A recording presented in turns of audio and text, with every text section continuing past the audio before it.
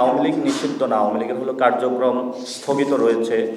নিষিদ্ধ যে প্রক্রিয়াটা, এই প্রক্রিয়াটা হলো বিধি ওয়ান কাইন্ড অফ বহির্ভূত কাজ। আপনি কাউকে নিষিদ্ধ করে দিলেন, একটা সিস্টেমেটিক প্রসেসে একটা জায়গায় গিয়ে নিষিদ্ধ করতে হয়। কিন্তু ওই সময় আমাদের দাবিটা ছিল নিষিদ্ধ করা আওয়ামী লীগকে। তো আমরা আশা করি যে এই ইলেকশনের মধ্য দিয়ে এবং জনগণের ম্যান্ডেটের মধ্য দিয়ে অলরেডি 5 তারিখে আওয়ামী লীগ নিষিদ্ধ হয়ে গিয়েছে, তারা সেই ভূমিকাটা নেবেন এবং জাতীয় পার্টি এবং আওয়ামী লীগ দুইটাকেই নিষিদ্ধ করবেন। কিন্তু 1972 সালে যেভাবে জামায়াত ইসলামকে নিষিদ্ধ করা হয়েছিল, ওই প্রক্রিয়াতে আমরা যেতে বাধ্য নই, কারণ এবং ওই প্রক্রিয়ার সাথে আমরা সহমত নই।